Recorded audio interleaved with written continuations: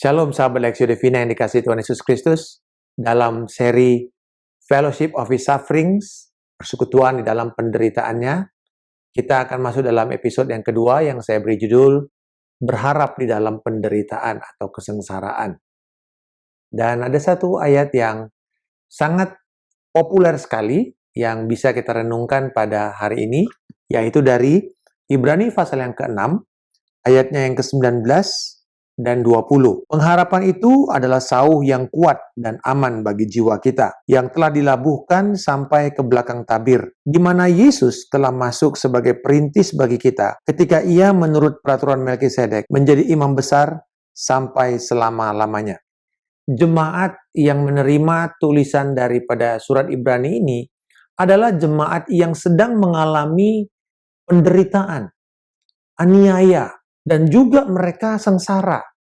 Mungkin pada waktu awal mereka mengalami kesengsaraan itu, mereka begitu semangat, mereka bersuka cita, mereka mengatakan, wah ini adalah bagian dari persekutuan dengan Kristus. Tapi bagaimana kalau itu terus dan mulai terus 1 tahun, 2 tahun, 3 tahun, dan terus sampai saat itu mereka menerima surat ini. Keadaan belum berubah. Dan disinilah diperlukan ketahanan di dalam pengharapan kita itu, memberikan kepada kita ketahanan. Orang yang berharap akan bertahan di dalam kesulitan. Dan kita tahu bahwa ini tidak mudah. Itu sebabnya penulis memberikan dorongan tentang pengharapan yang adalah sauh. Nah, kalau kita melihat dari topografi dari daerah di sekitar Mediterania, pantainya itu dangkal. Jadi kalau kapal berlabuh, maka kapal itu tidak bisa melabuhkan jangkarnya. Kita tahu bahwa jangkar itu harus dilabuhkan dari depan. Ya, jangkar tidak ditaruh di samping atau ditaruh di belakang, tetapi ditaruh di depan. Nah, masalahnya kalau kapal itu sangat landai pantainya, maka sulit untuk mereka bisa menaruh jangkar, karena jangkar itu pertama harus jauh. Jadi kalau lautnya itu dangkal, ya maka nggak panjang talinya. Untuk itu biasanya pada waktu itu kapal-kapal yang akan berlabuh, maka dikasih takbut atau perahu kecil yang akan membawa sauh dari kapal besar itu dan ditarik sampai ke dermaga. Lalu kemudian ditambatkan di sana. Jadi nggak langsung dijatuhkan di dasar pantai. Karena ditarik itu, maka dia menjadi kokoh. Karena kadang-kadang kalau dia tidak ditarik seperti itu, kapal cuman ditambatkan seadanya, maka badai yang datang kerap kali menyerang Laut Mediteran, itu bisa membuat kapal itu jauh dan bahkan keluar. Bahkan dibawa ombak dan akhirnya dibawa ke laut lepas, dan besokannya mungkin kita sudah kehilangan kapalnya.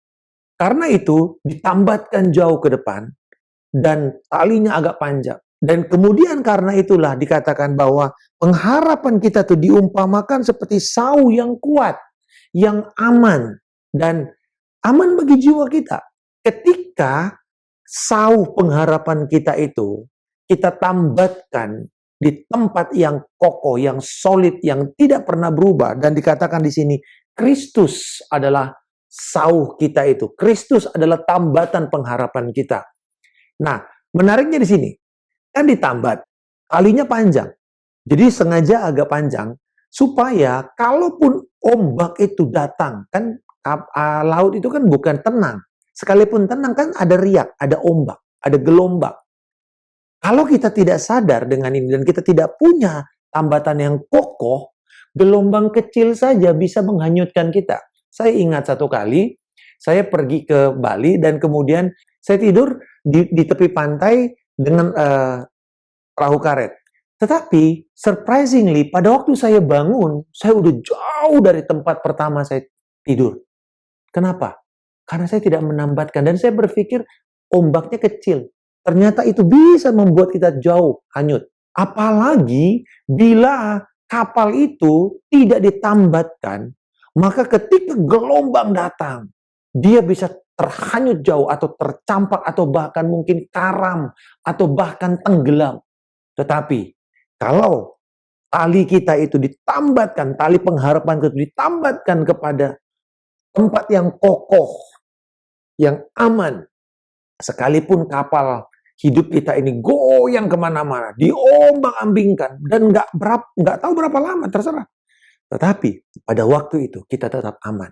Sekalipun keadaan mungkin begitu banyak perubahan, tetapi kita tetap aman karena tali itu terus tertempel kepada dasar yang kokoh. Kristus dikatakan telah menjadi tempat tambatan daripada pengharapan kita. Dia telah masuk sampai ke balik tembok ruang Maha Suci. Dengan kata lain, Kristus telah masuk dan membuat hubungan relasi dengan Allah Bapa kepada kita. Membuat perjanjian yang tidak pernah gagal. Karena di ayat sebelumnya, dia bicara mengenai perjanjian, the covenant. Dan prinsip covenant itu cuma satu, relationship, relasi. Jadi covenant itu Tuhan berikan dengan perjanjian dan saksi, yaitu Allah sendiri saksinya, dan kita bisa aman memegang pengharapan kepada Tuhan. Kenapa? Pertama, firman-Nya tidak pernah berubah. Yang kedua, kesetiaan kepada firman itu pasti akan terjadi. Dan Allah sendiri tidak pernah berdusta. Jadi ketika Allah membuat sebuah covenant, sebuah perjanjian, dan tujuannya untuk membuat hubungan relasi dengan umat yang berjanji dengan dia itu terus kokoh, ada satu dasarnya. Kristus sudah masuk ke sana. Ini kabar baik. Sekalipun kita mengalami kesulitan, penderitaan, keadaan yang tidak mengenakkan, dan kita tidak tahu berapa lama seperti pandemik COVID-19 ini.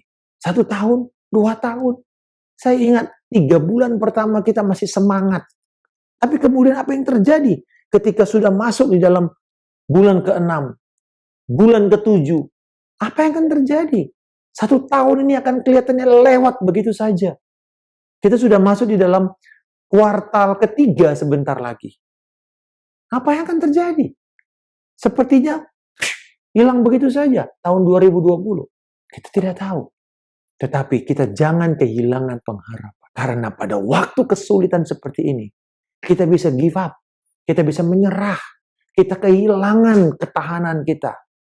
Kita kehilangan pikiran yang waspada. Kita kehilangan semangat untuk terus bersiap-siap. Tapi firman Tuhan berkata bahwa biarlah pengharapan kita itu kita tambatkan ke depan. Kristus yang sudah lebih dahulu menerima semua kesengsaraan. Saya katakan bahwa kesengsaraan yang Tuhan izinkan itu harus melewati Kristus lebih dahulu. Kristus sudah mendapatkan dan mengalami kesengsaraan itu. Kristus sudah menerima kesengsaraan itu semuanya. Itu sebabnya kata the passion of Christ. Kesengsaraan Kristus sudah dia terima demi kita. Sehingga kesengsaraan yang kita lewati sekarang ini, penderitaan yang kita lewati sekarang ini, tidak bisa dibanding dengan kemuliaan yang akan kita terima. Kabar baik pada hari ini adalah Kristus sudah menjadi tambatan pengharapan kita. Dia tidak pernah bergoyang. Dia kokoh. Sauh pengharapan kita tambatkan ke sana. Kapal kehidupan kita akan tetap aman. Sekalipun kita digoncang-goncang. Tapi karena tali itu tertempel, kita akan fokus terus kepada Kristus. Fokus terus kepada Kristus. Fokus terus kepada Kristus. Maka kita akan bertahan. Dan kita akan keluar sebagai pemenang. Sahabat Lexio Divina yang dikasihi Tuhan Yesus Kristus. Hal yang sederhana sekali. Bahwa pengharapan kita tidak pernah mengecewakan di dalam Kristus. Mari kita berharap kepada Dia. Jangan menyerah, jangan mundur, jangan kita lengah. Waspada, siap untuk terus aktif. Be ready at all times. Kita menjadi orang yang siap untuk dipakai Tuhan. Karena tujuan dari penderitaan adalah Tuhan ingin memakai kita sebagai bejana yang dimurnikan, yang dibentuk seturut dengan kehendaknya, dan dipresentasikan untuk kemuliaan kerajaannya. Dan ini kesempatan kepada kita semua. Sewaktu kita tidak menyerah, kita akan keluar seperti emas. Bapa di surga, kami bersyukur bahwa pengharapan kami di dalam kesengsaraan ini, penderitaan ini, tidak akan pernah sia-sia. Karena Kristus telah lebih dahulu ada di depan kami. Kristus telah lebih dahulu menjadi tambatan dari pengharapan kami. Sehingga hari ini kami bisa berkata, Tuhan adalah pengharapan kami. Kepada siapakah kami harus takut? Engkaulah gunung batu kami yang tidak pernah berubah. Engkaulah firman dan kesetiaanmu tidak pernah gagal. Hari ini kami bersyukur bahwa perjanjian yang kau buat dengan kami untuk membuat kami punya hubungan dengan engkau yang intim. Dan biarlah kiranya sengsaraan ini membawa keintiman baru kepada kami. Dan membawa satu relasi yang segar. Karena kami izinkan engkau masuk dalam persekutuan, dalam penderitaan kami ini. Tetapi Kristus telah lebih dahulu menerimanya semua. Hari ini kami menerima kekuatan Kristus. Kami berjalan di dalamnya. Dan kami menang. Di dalam nama Tuhan Yesus Kristus kami mengucap syukur. Haleluya. Amin. Salam kemenangan. Saya Pendeta Markus Simanjuntak.